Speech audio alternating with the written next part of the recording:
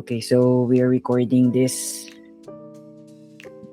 Okay, so let's begin. Again, welcome to Airbnb Growth Playbook 2026.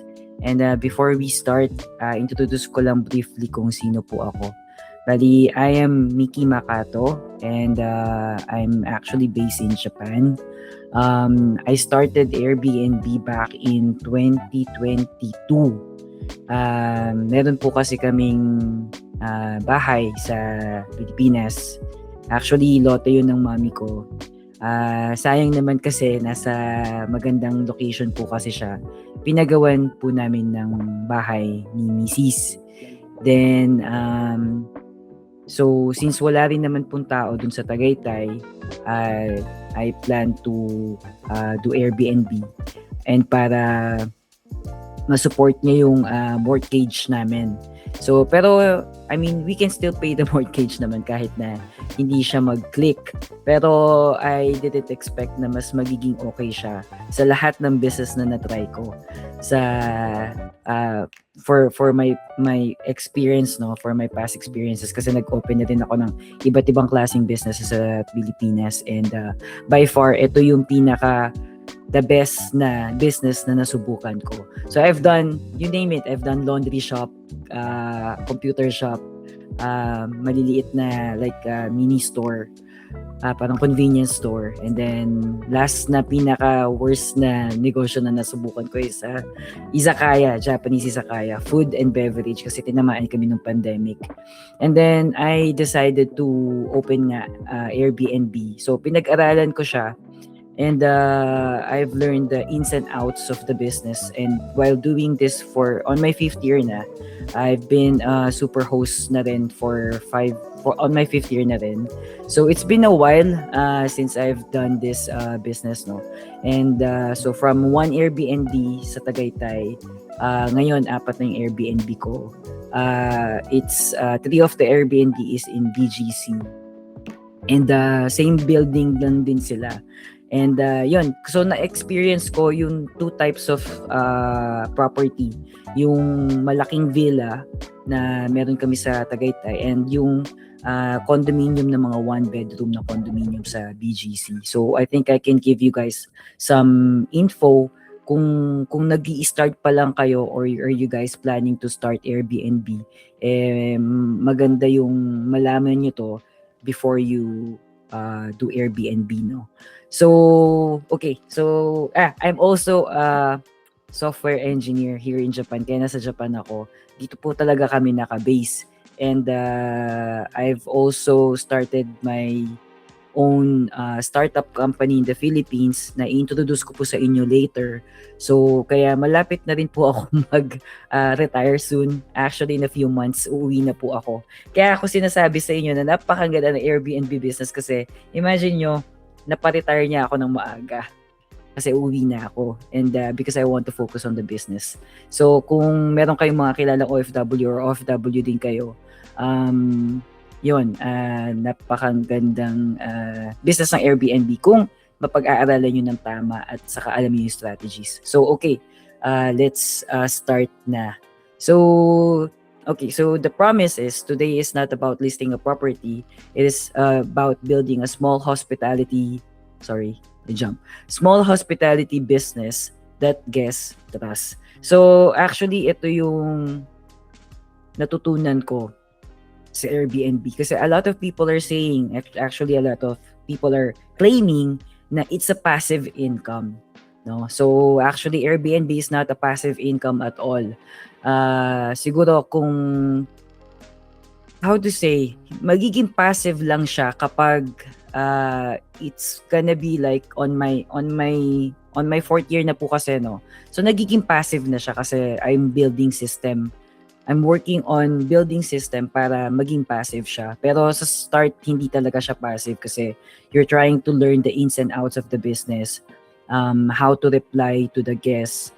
So how to, solve their problems. So, yun, yung mga maliliit na bagay na yun, kailangan talaga hands-on po kayo. Kasi kapag hindi kayo hands-on, magiging pangit din yung reviews sa inyo ng guests. And napaka-importante po ng mga Airbnb reviews. Hindi lang Airbnb but all, Booking.com and Agoda. Maraming platform po na pwede kayong salihan na napaka-importante ng mga reviews na yun. It's really what makes your property stand out. So, more bookings come from fewer guest doubts, diba? So, the host who removes anxiety wins the booking. So, it's built on trust, which is you get by putting clear photos and honest details. Speed, it's very, very important. You get to reply before they move on. Kasi one inquiry is equivalent to a possible booking. Pag may nag-i-inquire sa inyo na hindi nyo nasagot, sayang naman kasi it should have been a possible booking na sana kaso nakalagpas, di ba? Proof, reviews that confirm the realities. That's what I mentioned earlier. Talaga napaka-importante ng reviews. And system. And this one is very important. This is the cleaning plus ops repeatability. Dapat yung mga maglilinis ng Airbnb ninyo is marunong maglinis ng tamang paglilinis ng Airbnb. Marami sa mga cleaners na na-try ko before, hindi marunong maglinis ng Airbnb. Akala nila simpleng linis-linis lang. And kailangan palitan ng bed sheets, kailangan maganda yung pagkaka-bed making, kailangan alam mo yung level niya is almost par or same with hotel kasi yun talagang ina-expect nila. Actually unfair yun sa atin, 'di ba? Kasi ang Airbnb is just properties hindi naman tayo hotel. Pero yung mga clients kasi natin, ang expectation nila is similar to what they expect or what they see in a hotel. So kaya mas maganda kung kaya nating i-provide yon sa mga guests natin, yung ganung klaseng experience. Okay? Before I move on, may mga tanong po kayo.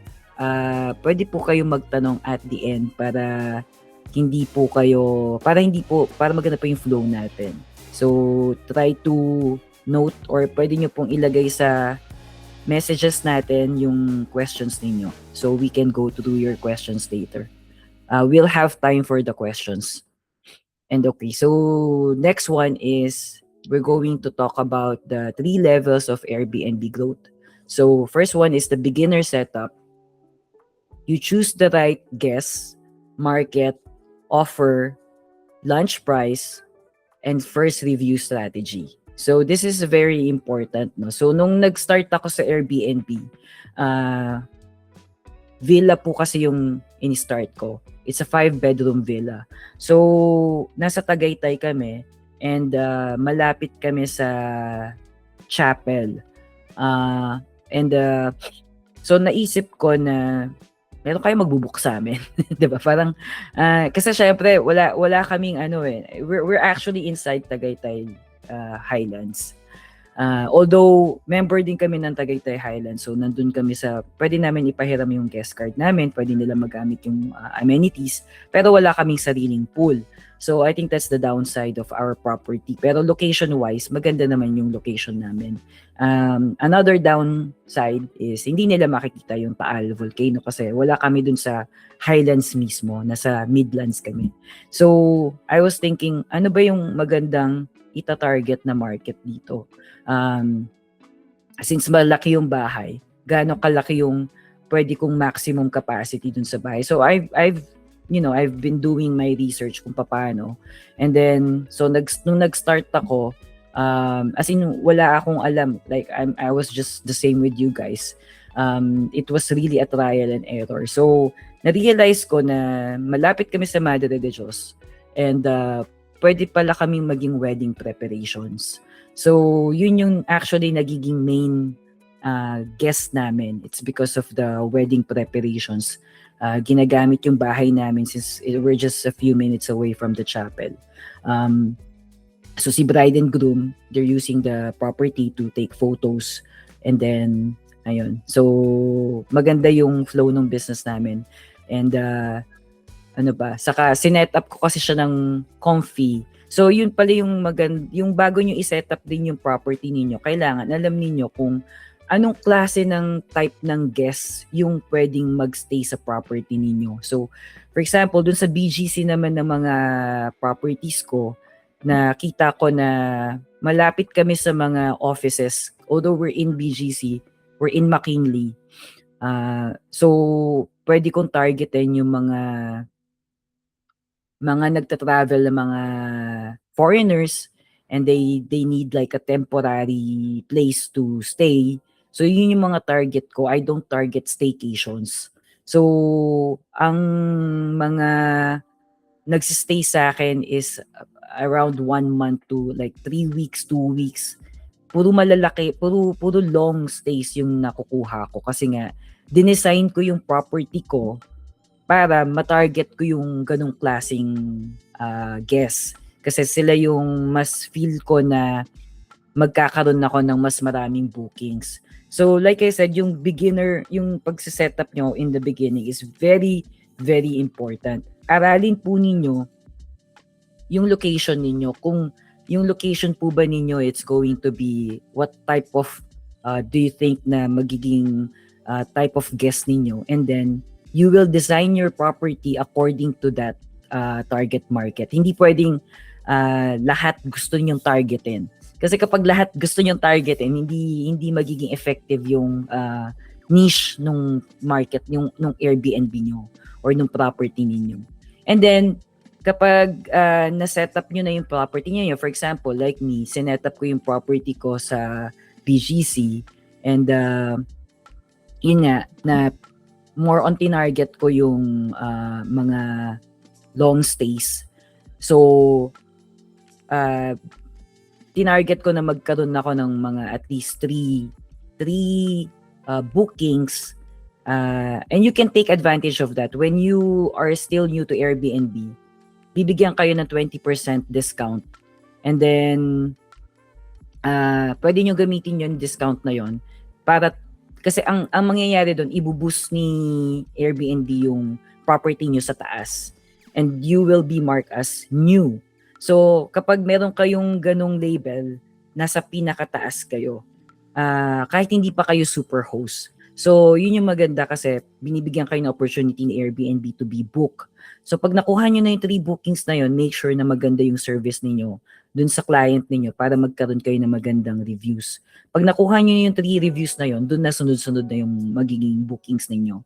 So you really have to like take advantage. Talagang sa una talaga magbibigay kayo ng discounts kasi kailangan ninyo ng reviews. So it's like, you know, parang promotions kumbaga, 'di ba? Parang pag nag-open kayo ng like kunyari sa iba, pag nag-open sila ng mga businesses, 'di ba, nagbibigay sila ng discount. So ganun din siya, similar din siya. So hindi pwedeng pagka ang in-expect kasi ng iba, pag natapos nilang i-set up yung property, o sige, lagay ko na diyan, upload ko na yung property ko, i-list ko na yung property ko, and then in-expect nila na mabubuk sila ng sunod-sunod. It's really not going to work like that. So, yun, i-take advantage natin yung first review strategy.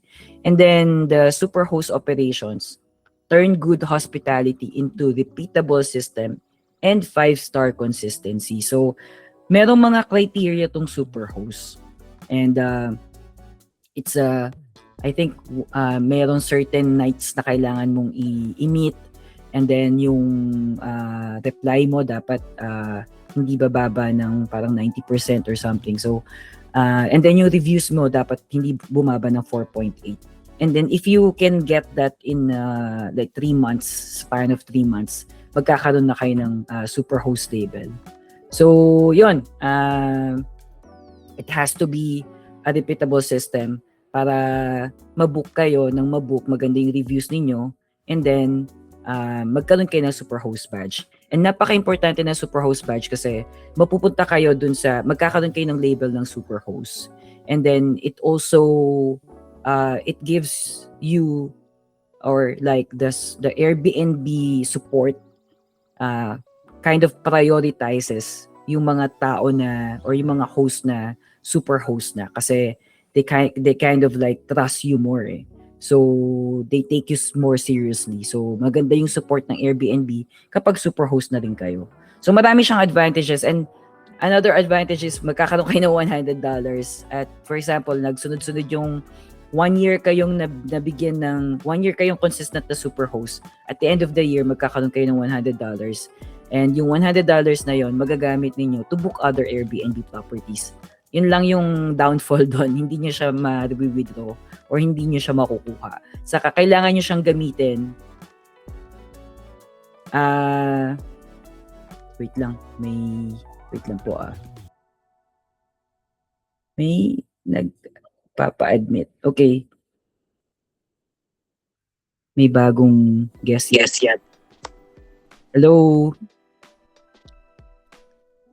Kaka-start pa lang po namin. So, I think you're still in a good timing. Okay. So, nakikita nyo pa rin po yung screen ko, no? Okay. So, we'll continue. So, number 3 is more bookings, improve visibility, conversion, pricing, reviews, and repeat guests. So, it's really more of how you set up your property is going to improve your visibility. And the more you're visible in Airbnb, the more the higher possibility that you can get booked. So yung mga views ninyo, makikita nyo yun kapag meron na kayong Airbnb, makikita nyo yung views and then makikita nyo yung conversion rate. So gaano karami yung nag-view sa inyo and then makikita ninyo kung gaano karami din yung nag-add sa inyo as wishlist. So napaka-importante no. Kailangan talaga yung property nyo is very catchy. And how you set up your property is very important. So don't try to kind of like, lalo na sa mga photos kasi actually maganda yung mga phone natin ngayon, no. Pwede nyo pwede nyo i-edit yung mga photos niyo using ChatGPT kung nagka-cut kayo sa budget. Kung ayaw nyo mag-hire ng mga photographers. Pero kung first property niyo, I highly recommend hiring a professional photographer kasi iba pa rin yung professional photos compared sa mga shots lang ng katulad natin na medyo amateur, 'di ba? Syempre kapag sila yung kumuha, may mga angle sila, lalo na yung mga wide angle na photos, yun yung nag-stand out talaga sa Airbnb. Okay, let's go down to the next one. Airbnb is becoming more intelligent, more experiential, and more competitive. So, hosts must adapt from nice property to data plus experience plus trust. So, personalized calendar insights. Airbnb now gives host-specific pricing, availability, discount, advance notice, and minimum night recommendation. So, maraming information sa Airbnb na kailangan ninyong hindi niyo naman kailangan malaman lahat at once Pero kailangan niyo siyang paglaruan. Kasi marami doon, may certain settings doon na kapag hindi nyo tinake advantage, hindi nyo ma-maximize yung potential ng property ninyo. For example, Airbnb prioritizes properties na kunwari moderate or flexible yung mga cancellations.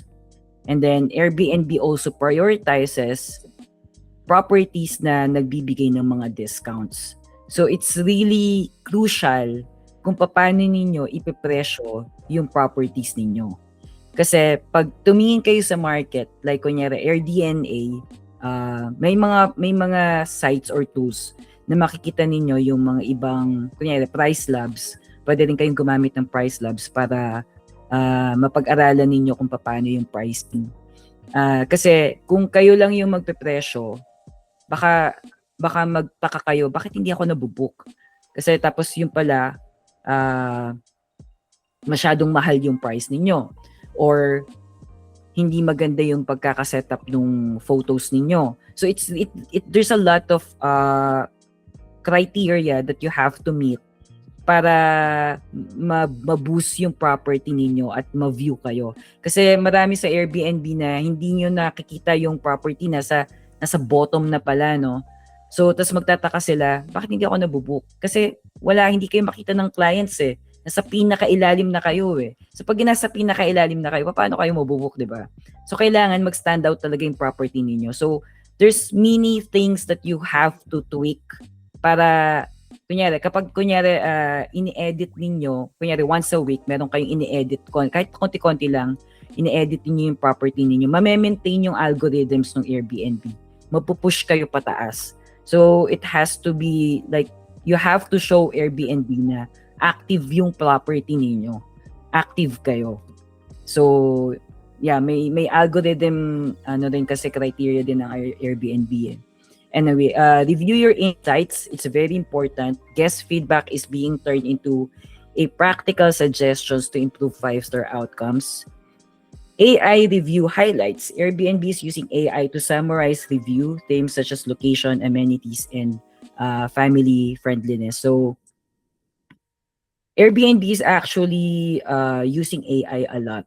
And sadly, sa mga negative reviews, before, kapag kinausap nyo pa yung Airbnb support, pakikinggan kayo and tatanggalin yung bad review. Ngayon, hindi na. So, kailangan yung isubmit sa Airbnb parang removal, parang dispute ng review. And then, AI ang magtitingin or mag-check nung dispute na sinend ninyo.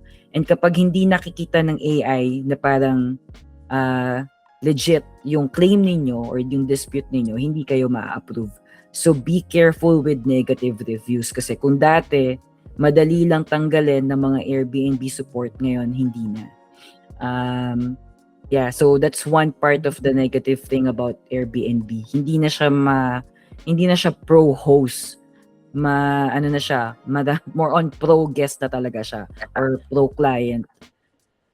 Anyway, there's still a lot of things that we can do.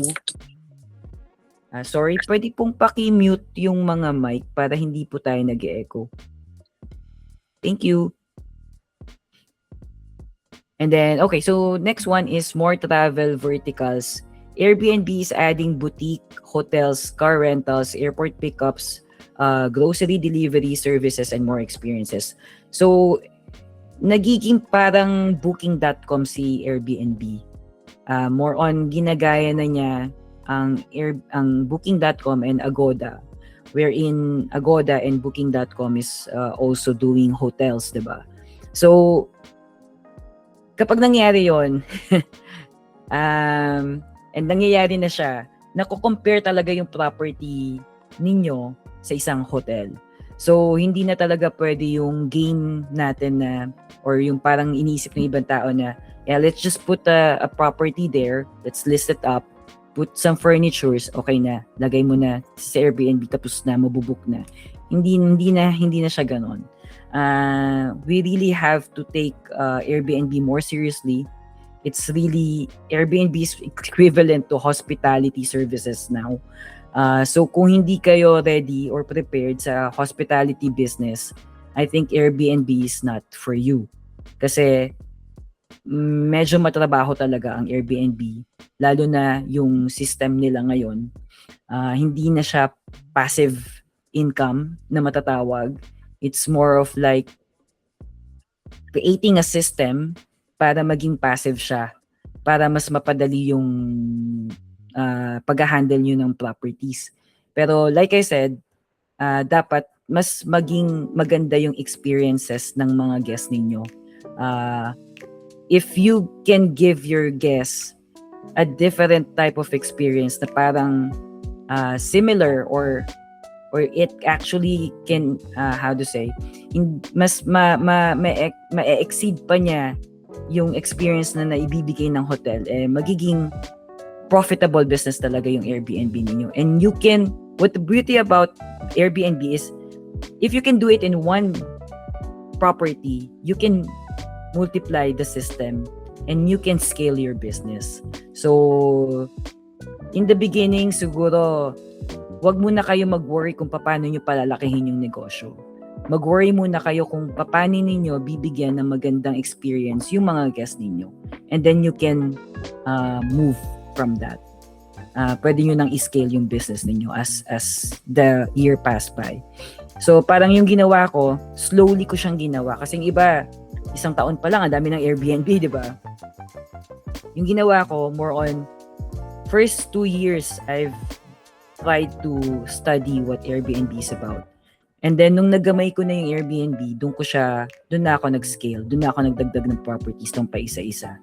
And actually, marami rin ako naging, of course, marami rin ako naging bad experiences. Kaya ako nga ito sinishare ngayon sa inyo kasi ayokong mangyari din yung naging bad experiences ko sa inyo. So, yun. Let's go to the next one. So anyway, before I go to the next one, host takeaway, the platform is rewarding listings that are easier to understand, easier to book, make it simple, easier to trust, and easier to operate. So dapat pagka-check pa lang ng guest ninyo sa Airbnb ninyo, madali ba siyang intindihin?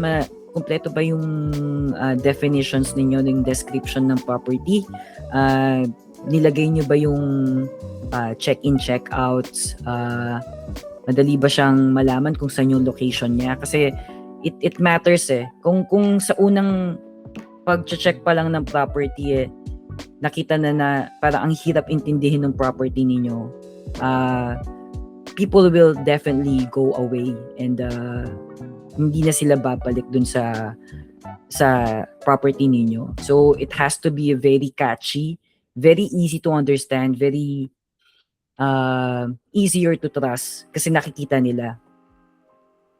Okay, let's go to the next one. So guests are not just buying a bed, they're buying a reason to go. So make your property easier to choose by matching a real traveler motives. So for example, quick city escapes are growing with Gen Z. So it's 1 to 2 days. Search interest for stays. This one is not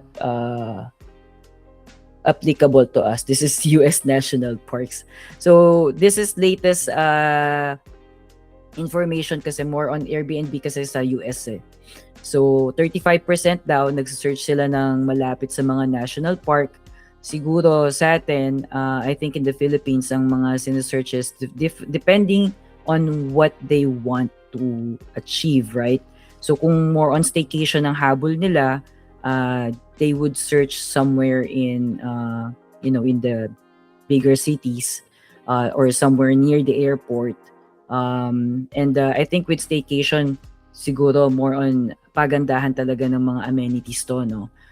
So kunyari yung mga amenities ba ng condominium na meron kayo, is it free? Maganda ba, na maintain ba? Pati yun, when you do an Airbnb, either own, kung sa inyo yung property or mag-Airbnb arbitrage kayo, or bibili pa lang kayo ng condominium, make sure yung condominium na bibilihin ninyo or yung rerentahan ninyong condominium for your Airbnb is inaalaw ang Airbnb. And inaalaw ba nung property na yon or developer na yon na gumamit ng mga amenities? Kasi merong mga property na minsan weekend lang nila pwedeng, weekend hindi pwedeng ipagamit. Before, ganun yung sistema dun sa property na nirerentahan ko.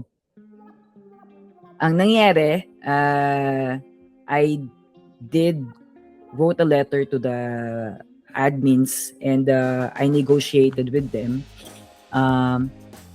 Unfortunately naman, pinagbigyan nila yung request ko. Inopen na rin nila yung weekends sa mga Airbnb guests.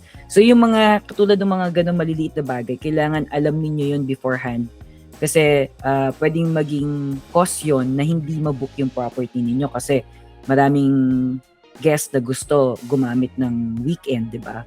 So actually peak season ng weekends, tapos hindi pala sila pwedeng gumamit ng amenities, hindi na kayo makakapag hindi na sila pwedeng I mean, yung property ninyo hindi na mas mabubook kasi hindi pala pwede gumamit ng amenities.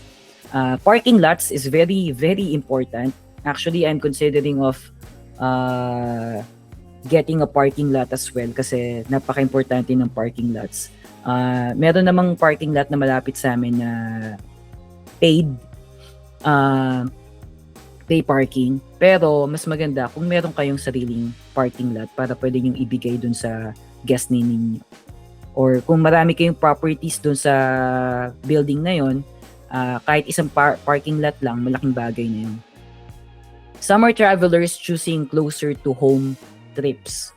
So, I don't know in the case of Philippines kung sa paano yung summer travelers natin, but I'm guessing with my experience sa Tagaytay, nabubuk kasi kami all year eh. Pero ang pinaka-peak season talaga namin is December. December, January, February, March. Medyo mahina ng February. But like I said, it really depends on how you strategize your pricing. So, like I said, yung sa property namin, we offer, kasi nga mas inaano ko yung experience, no? Mas pinopromote ko yung magkaroon sila ng magandang experience. We offer free breakfast to our guests. Nagbibigay kami ng welcome drinks, nagbibigay kami ng welcome snacks, and we provide the toiletries. Pati toothbrush pinoprovide namin. Sleepers lang hindi namin pinoprovide. Ano pa ba?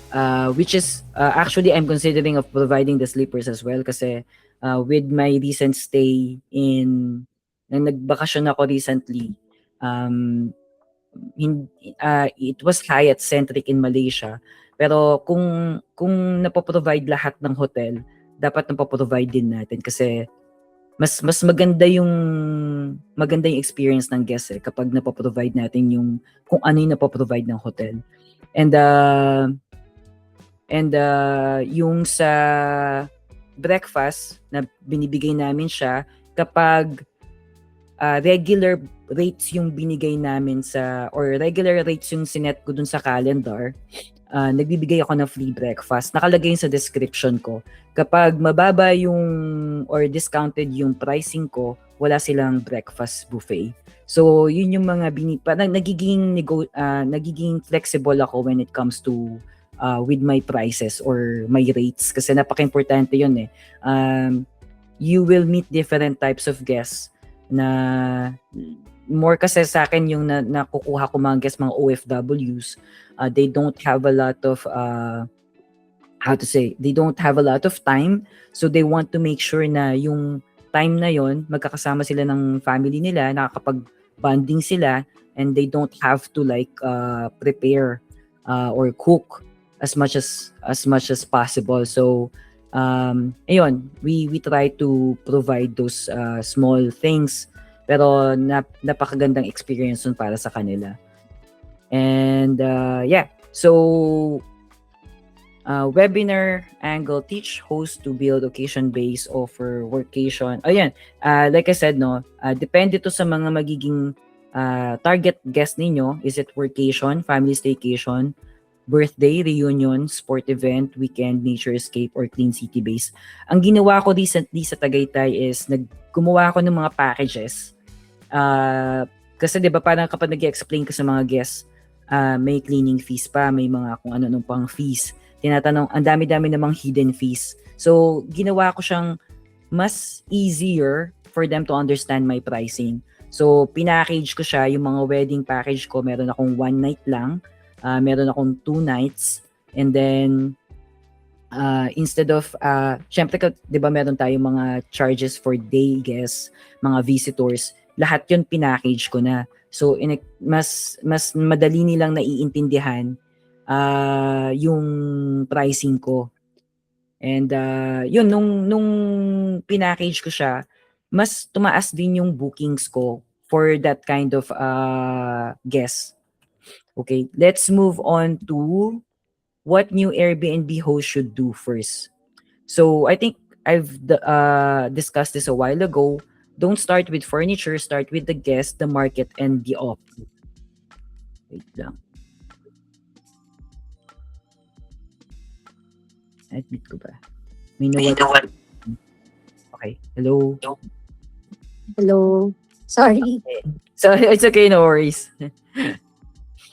So, yun. What new Airbnb host should do first? Don't start with furniture. Like I said, start with the guest, the market, and the offer.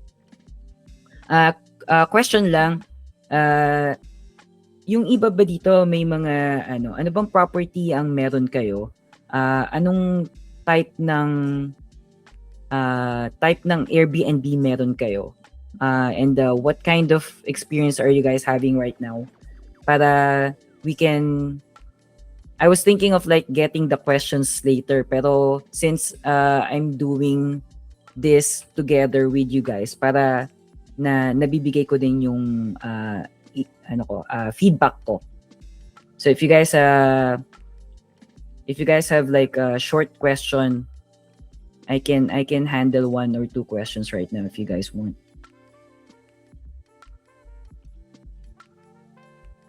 Ayan. Hello. Hello po. Oo, I'm Lai. So, Hi, ano ba, Lai. question ba or me to just describe kung ano yung property I'm offering? Yung property po ninyo and then your question po. Ayun. Kung Kasi meron kayo. my property is located here in Subic Town. Not the Mm. SBMA, but here in Subic Town. And then 1 month pa lang ako actually. Nag-start po. ako June 12. Oo, and but fortunately naman, na-book naman kami the following day, June Oh, 13. nice. Oo. So, yun, it's a great beginning. Although, alam naman natin si Airbnb, medyo ang laki ng discount pala. Kapag newbie Yes. ka, nagulat ako. But Yes. anyway, at least Yes. nakapag-start ako ng 4 to 5 bookings nung June. So at least medyo nakuha ko. Ngayon, what I offered is actually ngayon nagpagawa ako ng outdoor bathtub. Nice. Outdoor bathtub. So in short, ang ino-offer ko kasi is 'di ba ang bathtub, when I checked Airbnb kasi napakadalang lang. Kapag small yung kasi maliit lang na townhouse here Yes in po. So dahil nung chine-check ko lahat ng mga amenities around, wala talagang nag-o-offer ng bathtub. Yun. But, yun nga, challenging pa rin in terms of yung market. Diba? Kaya ang inaano ko is, do you think okay din ang, go to SOCMED for that? Or just for now as a newbie, stay with Airbnb? Actually ganito, no. Thank you Lai for explaining your property. I think you have a very good market location. So a lot of people think na maraming gumagamit ng Airbnb for US clients. I think majority naman gumagamit na ng Airbnb, pero marami rin kasing mga European, mga US clients na I'm getting from booking.com. So if I look at my percentage of bookings, 50% is direct booking. Ganun kalaki. Yung direct booking na yon, it's coming from SOCMED, Facebook. So don't underestimate Facebook. Actually, there's a lot of people getting me on Facebook. Natatakot kasi ako. I know, right? Actually, I will introduce my app na ginawa. Kasi yan, alam ko, marami natatakot sa Facebook kasi nga may mga scam, 'di ba? Maraming o kaya nagagamit yung property mo sa scam, 'di ba? So, yun yung mahirap doon kapag nagamit yung property mo sa scam, hindi naman ikaw yung nanloloko pero may ibang tao na nanloloko, ginagamit yung property mo. So, yun yung mahirap kaya I did created gu.rent It's my own app na, kasi since I'm also a software engineer, kasi what Facebook doesn't do is the verification, tama? Hindi verify yung mga taong nagbo-book sa inyo, nag-inquire. Yes. No? So yun yung pangit na part ng Facebook. Kaya gumawa ako ng gu.rent. This is gu.rent, no. So these are the properties na na sumali na sa gu.rent. Kaka-start pa lang kasi nito, mga like few weeks, like last month lang. So these are the properties that I have. So pag nakikita nyo, ito yung sinasabi ko sa inyo na it's similar to Airbnb, very similar to Airbnb. Pero dito kasi hindi ka pwedeng mag-book nang hindi ka na-verify ni GU. So gumagamit kami ng verify yung face ng client, and then yung ID niya, and then bawal dito yung digital na ID, yung parang sa phone lang, no? Papakita mo, hindi siya pwede. Kailangan yung physical ID talaga yung mas-scan ni GU. So, yung, like I said, biometrics lahat, yung facial recognition ginagawa ni GU, ni Verif. So, we are using a tool that do the proper verification para kapag nag-book si client sa inyo, hindi kayo parang direct booking kasi siya, 'di ba? And then pwedeng we accept payment through PayMongo. So PayMongo is a very legit a company din na it can handle GCash payments, 'di ba? Paymaya, and banks, different banks and credit cards. So kung 'di ba sa Facebook cash to cash basis. So medyo or ang gusto ng iba, 'di ba, parang walk-in. So they can actually, if they don't want to pay the large fees na doon nga sa Airbnb kasi mataas ang mga fees. Eto sa GU, 5% lang ang fees dito. And kasi gusto lang namin bayaran yung platform fee. We were not really taking a lot from GU. So baby pa kasi to si GU eh. So I just really want to be able to help na maging mas secure yung pag-business natin. And okay, going back to your question, 50% is coming from direct bookings, and another percentage is coming from booking.com. Like I think 20% yata nagagaling sa booking.com. I do also do Agoda. Pero sobrang rare sa Agoda. Kasi ang Agoda is more on hotel. So, madalang ako makuha na Agoda. And usually, magugulat ka, si Agoda is actually a third party na connected sa booking.com. So, yun, medyo confusing yun. Akala ko nga nag-double booking ako eh.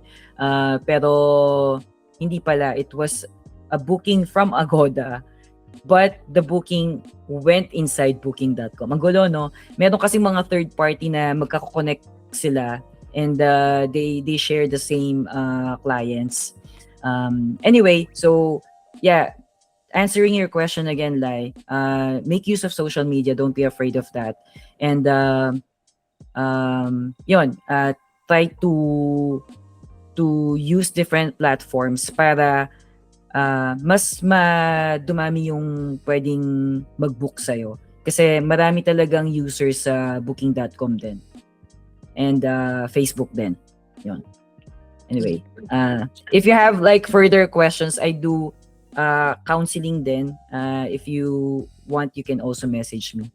Anyway, okay. So, meron pa bang ibang gustong magtanong nung sa mga properties nila? Kung wala na, pwede naman later. I can ask you. You can share your questions again later. Okay, so moving on. Okay, so I think this is almost the same. Trying to attract everyone usually attracts. So ito yung sinasabi ko kanina na if you're trying to attract everyone, it attracts nobody. So make sure yung property ninyo is set for the the clients that you want to attract. So, depende talaga to sa property ninyo. Kung villa, it's or like a townhouse yung kailay, no? Pwedeng you can attract a family staycation, celebration group, di ba? Business traveler, and digital nomad, more on more on smaller units. So kung smaller units yung property ninyo, mga one bedroom, ito yung ma-attract ninyo. Ito yung usually na-attract ko sa BGC, business travelers and digital nomad. They would book me like 1 week. Tapos nagustuhan nila yung property. Ayaw na nila umalis. Yun yung maganda dun eh. So hindi na rin kayo nahihirapan sa sa pagmamanage ng property kapag long stays yung mga nagbubook sa inyo. Pero even though na long stays yung nagbubook sa akin, what I do is hindi ko pinapabayaan yung mga guests ko. I still give cleaning, free cleaning kapag mga long stays sila. And then I also provide water kasi meron kaming water server dun sa property. Yun. So it's really like how you take care of your guests. Kailangan talaga may binibigay kang extra. And a strong listing answers the guest silent question. So before they message you, your listing should already reduce uncertainty. So can I trust this place? Meron ba kayong accurate photos? May recent reviews ba kayo? May clear na host profile? Baka naman yung host profile ninyo anime. 'Di ba? So dapat maayos yung profile ninyo, yung listings ninyo. It has to be professional talaga. So when you give out that professional look, you're also delivering that message to them that I can trust this host. Na kapag may nangyaring aberya dun sa property, alam kong sasagot tong host na to sa akin, di ba? Is it clean? Hotel level cleaning standard ba yung property ninyo? May fresh linens ba kayo? May bathroom photos ba kayo? And speaking of photos should be accurate dun sa kung ano yung dadatnan nila. Baka naman, ang ganda-ganda ng property ninyo kasi may photoshoot. Pagdating nila doon, hindi na pala kaparehas nung photos na nakita nila sa Airbnb. So, pag ganon, automatic yun, may magkakaroon kayo ng bad review, diba? So, kailangan kung ano yung pinakita ninyo dun sa photos ninyo, dapat yun din yung level of service na yung makikita nila, madadatnan nila. Is it convenient? Is that may location ba kayong binigay? May parking, may transport, may check-in steps. So, dapat malinaw po ito. Is it worth the price? So, amenities, sleeping setup, occasion-based value. Dapat to maayos din. So, dapat malinaw din yung mga amenities na meron kayo dun sa, huwag kayong maglalagay ng mga amenities na wala naman dun sa property. Dapat accurate siya. And, okay. So, what could go wrong? So, yung sa house rules, this is very, very important, no? Saka, kung ano yung house rules ninyo, dapat parehas din siya dun sa, kunyari, homeowners association ninyo, kung paano kayo magpapa-entry ng mga guests. Yung noise policy, emergency contacts, dapat meron din kayo. I also provide those kapag may guest na confirm booking ako, automatically sinesend ko yan lahat nung house rules, lahat ng mga policies ko, and emergency contacts. So, para hindi na sila nagtatanong sa akin. Pero usually kasi hindi na nagbabasa yung mga guests, di ba? At the end, magtatanong sila. So, I think the most important criteria is patience. Kasi talagang dapat patient kayo when it comes to Airbnb. Marami kasi talagang guests na makukulit kahit ilagay mo na lahat ng definition, description ng property ninyo, magtatanong pa rin sila. Okay, let's go. Next one is, before you publish, make sure the business can actually operate. I've discussed this a while ago, some of this. Yung legal condo rules, i-check ninyo. Ano yung policy? Katulad na lang doon sa property namin sa BGC, bawal magsampay kasi magkakaroon ng penalty. May mga guests na makukulit, nagsasampay. So, yun, kailangan before pa lang sila mag-check-in. naka-provide na yung mga ganung house rules para kapag nagkaroon ng penalty, pwede nyong ipasagot sa kanila. And speaking of penalties, mag-iingat kayo dito. If well documented yung mga property, yung mga ano ninyo, pwede kayong mag-claim sa Airbnb. Kunyari, meron kayong mga damages na nakukuha or na-cost nung guest.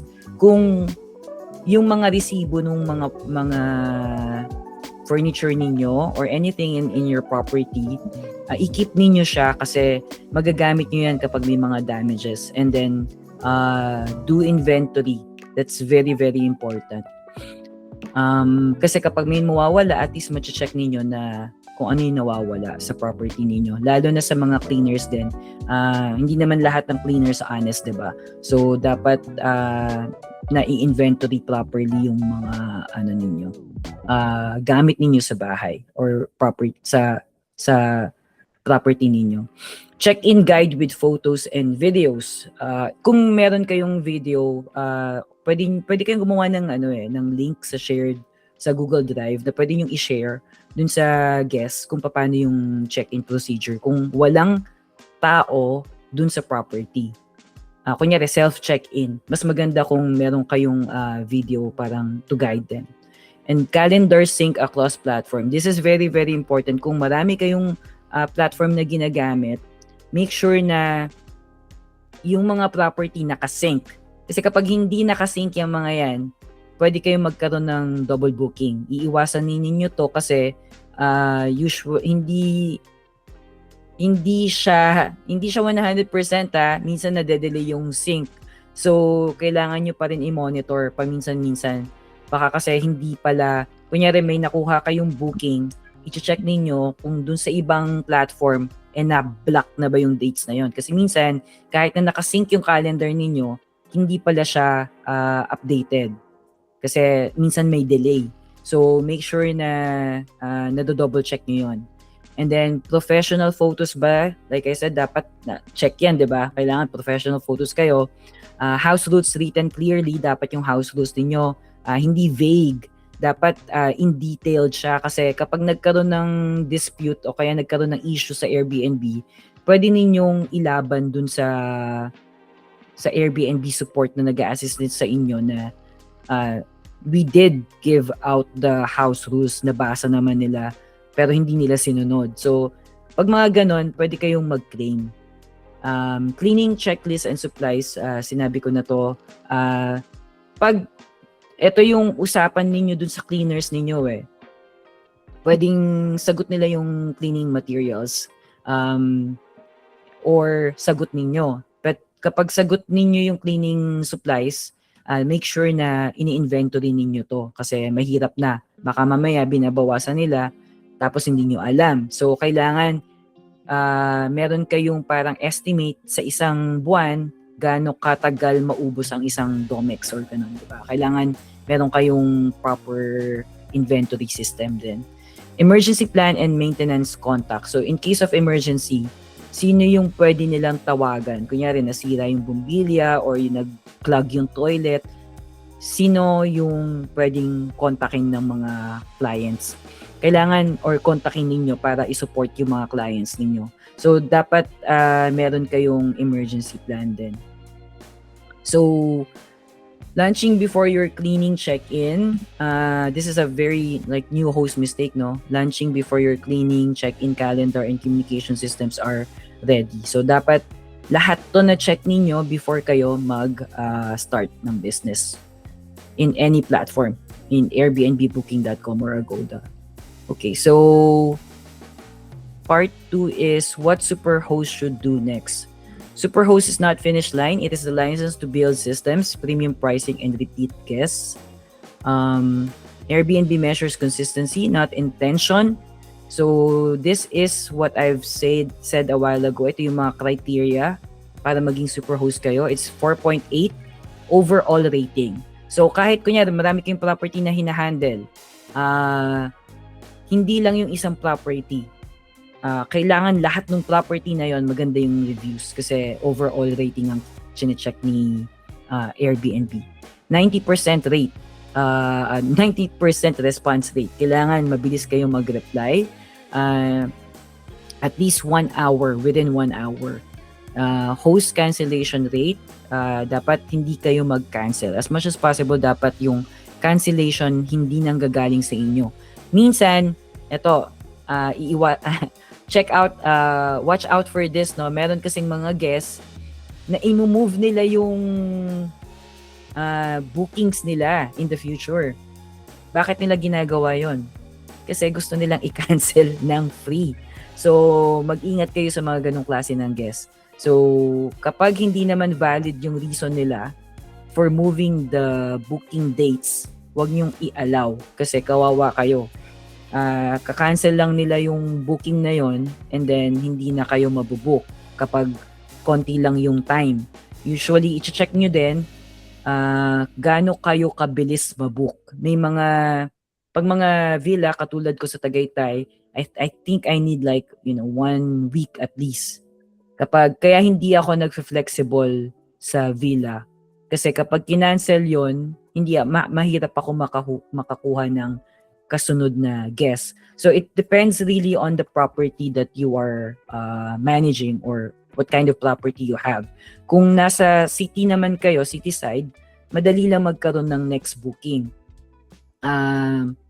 Pwede kayong mag-flexible. Kaso yun nga lang, may risk na kailangan yung ibaba yung mga prices ninyo. Yun yung nangyayari ngayon sa Pinas eh. Masyadong malala yung price war. So, you don't do price war.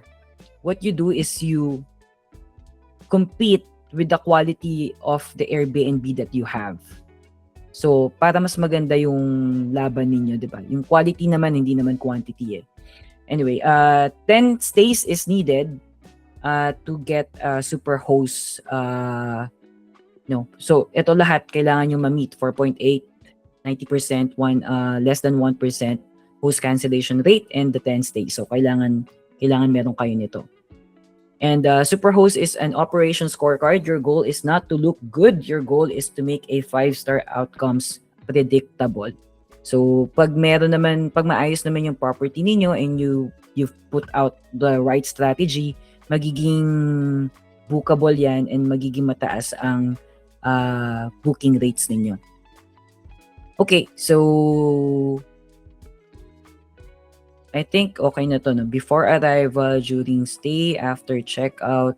Ito, yeah. 0 surprises, better reviews, stronger ranking signals, and more pricing power. So, kailangan lang naman talaga maging organized kayo sa mga sa lahat nung nasa property ninyo. Kailangan na check ninyo palagi. Kasi kapag kunyari, sira pala yung wifi, hindi nyo nasabi dun sa guest, o kaya, okay lang naman kasi magkaroon ng mga damages, di ba? Pero dapat na i-inform ninyo yung guest beforehand. Kasi kung, kunyari, sila pala yung aircon, hindi nyo nasabi, magkakaroon na kagad kayo ng bad review nun. So, kailangan well-informed din yung mga guests if ever na nagkakaroon kayo ng issues. And, let's move on. So, this is what you call the booking flywheel. Hosts do not get more bookings from one trick. They get it from a loop. So, from the clicks, this is the photos. Your title is very important. Ito pala, no, another thing. Make sure na yung title ng Airbnb ninyo, it's, it's quite catchy and it's not vague. It's, kunyari, katulad sa Airbnb ko, ang nilalagay kong title is fast Wi-Fi o kaya kung gaano kabilis yung Wi-Fi ko. Kasi what I do in BGC is mabibilis talaga yung Wi-Fi ko. I have like 500 Mbps and above. I don't get a very slow Wi-Fi kasi napaka-importante ng Wi-Fi sa mga nag-work. So, yeah, I make it to the point na I don't, hindi ako nagkukuripot pagdating sa Wi-Fi. Kasi alam kong magiging asset ko siya sa title. Kasi lahat naman may pool, 'di ba? Lahat may pool lahat may gym, 'di ba? Pero yung Wi-Fi speed, 'di ba? Konti lang usually kasi ang iba iniisip, mas maganda kung makakapagtipid ako ng Wi-Fi. Pero pwede mo palang maging asset yon. Pwede ka palang mas mabook kung mas mabilis yung wifi mo. And kapag na ilagay mo dun sa title mo. Another one. Ito, na meron akong na-manage na property. Sa Uptown siya. Magkakaparehas halos lahat ng title. Nilagay ko, in-advise ko si client na bumili siya ng king size bed. Bakit? Walang king size bed dun sa property na yon. Halos lahat queen size bed. Nung nilagay niya yung king size bed sa title, sobrang dami ng booking niya. Hindi siya na zero. Dahil lang sa isang king size bed. O 'di ba? Yun yung mga nagsa-stand out. Kailangan meron kang something na mag-stand out dun sa property. Kahit makipag-compete ka sa iba, pero kung nagsa-stand out naman yung property mo because of your meron ka isang bagay na wala sila, yun yung magiging unique selling point mo. So you have to find your unique selling point. That's going to make you stand out and more bookable. So clicks is going to be conversion, it's going to be stay, it's going to be reviews, and it's going to be repeat. Ang mga nagiging, for the repeat ang mga nagiging guest ko sa Tagaytay property is 4 times, 5 times, 6 times na. As in, paulit-ulit na sila. As in, ginagawa nila lang second house yung bahay namin sa Tagaytay. Naging bahay bakasyonan na nila. Nakakatuwa lang kasi it's very rewarding, no? Kasi talagang napamahal na sa kanila yung bahay. Actually, mas marami pa silang stay sa bahay kaysa sa akin. Kasi madaling ako umuwi na Pilipinas. Once a year lang ako nakaka-uwi. And may dumadating pa sa point na hindi ako makapag-stay sa sarili kong bahay kasi nakabook na. So, yun yung magandang experience na I wish na magkaroon kayo. Na yung loyalty ng mga clients, yung masarap yun nagiging friends ko pa sila, tapos nagiging business partners ko pa yung iba. Kaya nakakatuwa lang kapag nagkaroon ka na ng relationship with your client, no? Talagang loyal na sila. And how to get more bookings. Bookings improve when visibility, conversion, pricing, and operations move together. So like I said, you need to have a selling point, unique selling point. You need to organize your system. You need to have a very catchy professional photos na accurate dun sa madadatnan nila. If you have all that, hindi kayo magkakaroon ng zero bookings. Hindi kayo magkakaroon ng ganon. Magiging fully booked kayo.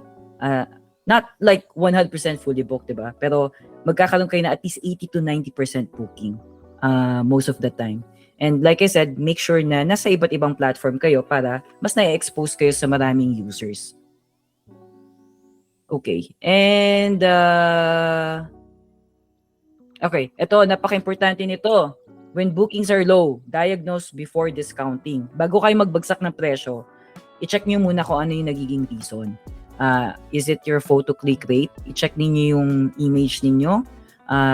Is it title clarity? Like I said, diba yung title nyo is very, very important. Price position, be competitive for the dates that matter. Calendar openness. Baka naman sarado yung calendar ninyo, hindi nyo pala alam. So, make sure na yung calendar ninyo is open. And minimum nights. Kailangan ito i-shorten ninyo. Kung bababaan nyo yung prices ninyo, what I do with BGC is, I have a minimum nights of 2 nights. Bakit ko ginagawa yun? Kasi medyo mababa yung price na binibigay ko. Not super baba, but like, it's competitive dun sa property na yun. So, kapag sinet ko siya sa ganung price, dapat at least 2 nights ang makuha ko. And reply speed, na nabanggitan natin to, trust proof, kailangan honest yung details natin, okay yung profile photo ninyo, and professional yung listing ninyo. Never use one fixed price for every date. So, ito yung mga tinatawag na iba't ibang type ng prices ng property depende dun sa calendar, sa demand. This is what I do with all my properties. Iniiba-iba ko yung prices ko kunyari holiday, dapat medyo mataas, 'di ba? Pero hindi dapat kaparehas ng peak. Dapat meron siyang konting variation. Kapag ganito yung mga prices ninyo, tumataas din yung algorithm ninyo sa Airbnb. Okay, so your first photo is your ad, your title is your hook. This is very true. Your first photo is your ad. Your title is your hook. Kaya napaka-importante nito. Ito yung sinasabi ko kanina, the location, ito yung ginagawa ko fast Wi-Fi. Nilalagay ko yung speed ng Wi-Fi ko, not just the fast Wi-Fi. And photo sequence, napaka-importante din nito. Ganito yung nilalagay kong photo sequence. Lahat ng areas ng property nakikita sa isang area pa lang, 'di ba? Pag open mo kagad, alam mo na kagad yung itsura ng property kasi malinaw Hindi yung kama lahat. 4 na 5 photos, puro kama lahat, 'di ba? Dapat may variation yung photos ninyo. So, hindi kailangan magkakaparehas yung itsura ng kama din. Dapat iba't ibang angle din. So, yun. Kailangan talaga maganda yung pagkaka-shoot ng property ninyo. Okay. And, ano pa ba? So, reviews are data, not compliments. So, you have to listen. You have to fix if something needs to be fixed. You have to listen to your feedback, client's feedback. You have to update the listing. Make sure that you're updating it once in a while kasi importante ito sa algorithm. You have to ask better, what could we improve further? This is very important. Akala ko okay na yung binibigay kong value dun sa like the property in Tagaytay kasi I'm giving the buffet breakfast, I'm giving welcome drinks and snacks. So akala ko okay na yung binibigay ko. But when I went to Maldives, I mean, Maldives is definitely a different type of luxury resort, syempre, diba? Pero nung na-experience ko yon, it made me realize na ang dami ko palang pwede pang i-improve dun sa property ko na hindi ko na-notice. I'm actually, well used to the standards here in Japan as well. Syempre, nakakapunta na ako sa iba't ibang onsens dito sa Japan. So, nako-compare ko yung mga standards, diba, ng mga services. So, yun yung mga na-experience mo na yun, na-experience ko siya. Mahirap din kasi i-explain dun sa mga staff natin na they have to make, they have to, to give better, to improve the service further. So, you have to, it's really about being consistent with your staff din sa mga magiging cleaners ninyo. Kailangan consistent din yung sinasabi ninyo. Kailangan detailed yung sinasabi ninyo sa kanila para hindi pa bago-bago ng output. Lalo na kasi sa paglilinis, napaka-importante. There's something that you always have to improve sa mga feedbacks na manggagaling sa mga clients natin. So, always listen to them. Cleaning is very important. So cleanliness is equals to revenue talaga.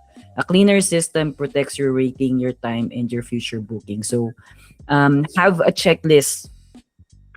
What I do with my property is I have a checklist. Ito. Meron akong turnover report na binibigay sa mga staff ko. They put their name here, kung sino sila.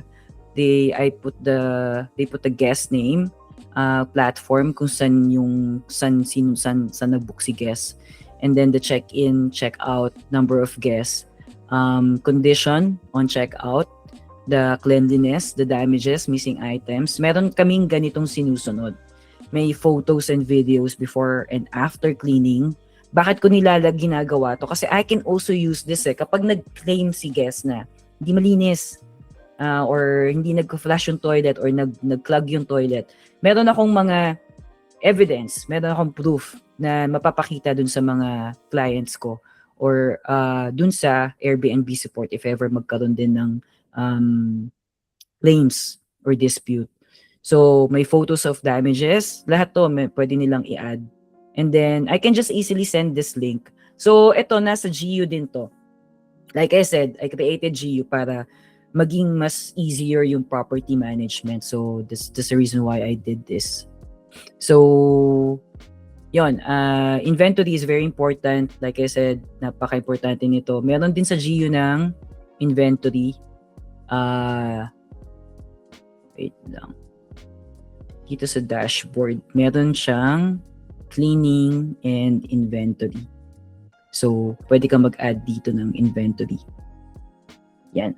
So, I really created this app for property management. So, yeah. Anyway, merong host starter kit sa GU and meron akong sinulat na ito pala na gusto kong i-share sa inyo. Diary of a Superhost. I created this ebook. This is definitely this is free. Walang catch dito.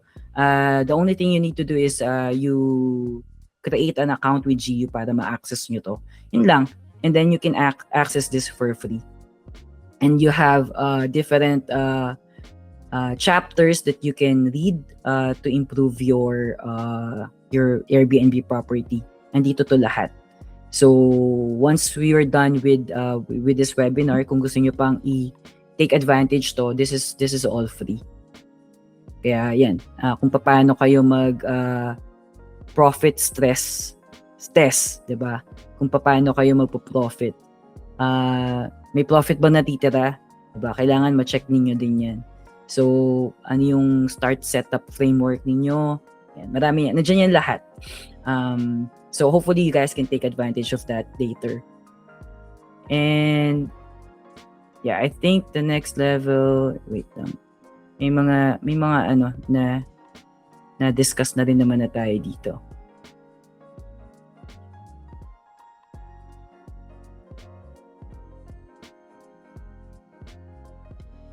Okay. So I think before we already discussed a lot of this, so let's just go to the final message, no? Don't chase bookings, build a property guest that trust. So when your photos, price, cleaning, communication, and reviews all tell the same story, bookings become more predictable. So you have to create an audit. This is the next step that you have to do after we end this webinar. So, i-check niyo yung property niyo ulit and check niyo kung paano niyo pa i-improve yung property niyo.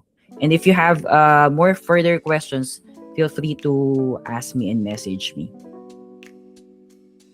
Ayun. I think, before I forget pala. So, like I said, my business is Scrub Technologies Incorporated. I launched a startup in the Philippines. Yung nilaunch kong startup is this, Scrub.ph. Ano ba yung Scrub.ph?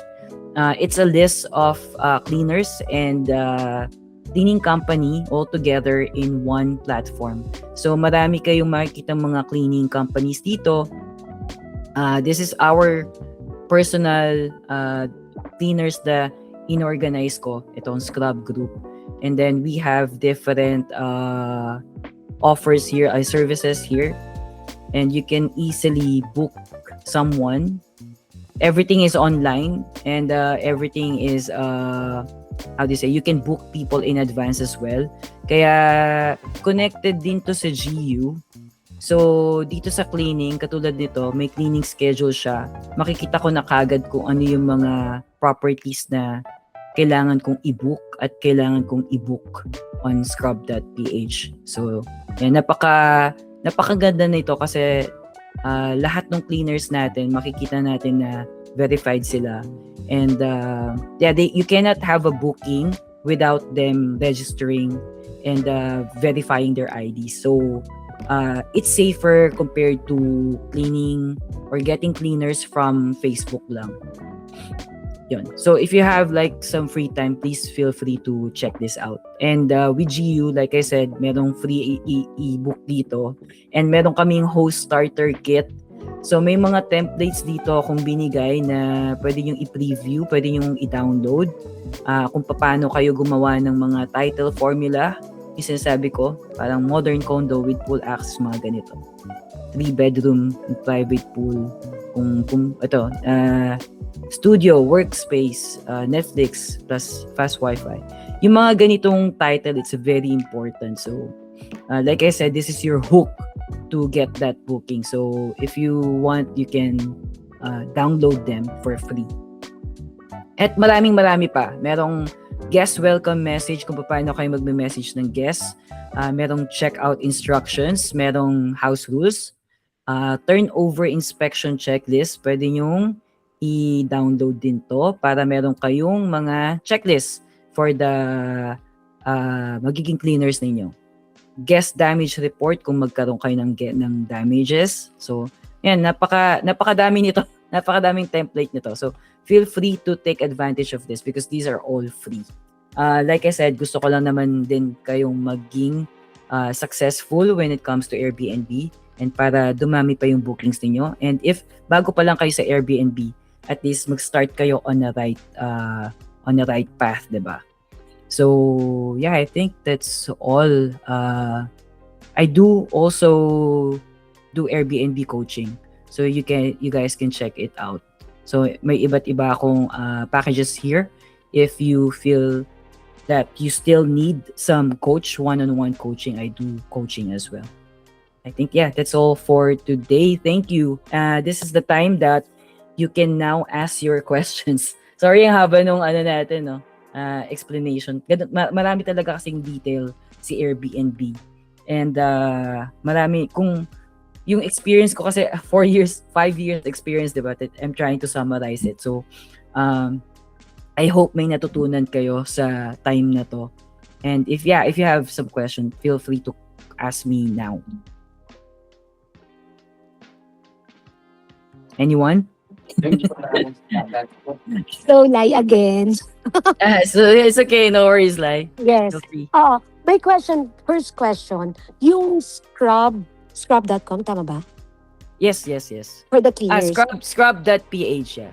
Scrub.ph. Oo. As far as Subic, meron? As of now, majority is nasa Manila, Metro Manila. and Cebu. Meron kami sa In Cebu din. Okay. Yeah. And then, yung GU naman, we can easily look that up sa, di ba? Yes. GU.rent. GU.rent. Okay. So, technically, the business of GU.rent is just like Airbnb. Yes. Am I correct? Okay. Yes. So it's more of like Airbnb, but the beauty of it kasi, if you don't want to use Airbnb, kunyari meron kayong, ganito na lang, kung meron kang cleaner Lai, ask them to register in Scrub para maging safe yung transactions ninyo, saka recorded. And then, kapag meron kang direct bookings, instead of having them book with you directly, pwede mo silang i-ask na mag-book through GU.rent. Okay. Okay. So, if I join GU.rent, just like Airbnb, you have service fees? Yeah, it's service fees is very flat in GU.rent, no? So, Okay. So here, it's very easy, simple fees, no heavy OTA commissions. We charge a fare. This is 5% from client and then 5% from host. So that's it, 5% lang. So itong 5% na to, it's never going to change. Ever. Kung 'di ba sila nag-change na, 50% to 20% na. Ito, fixed to forever. Okay. And and do the you have payment something is like an air cover? Parang ganun or wala? Wala pa kaming air cover. Okay. We are still kasi meron na akong nakausap na mga insurance company. What they ask is mas maganda talaga if the client has like parang instead of air cover kasi parang direct na sa kanila, yung sa property mismo yung ini-insured.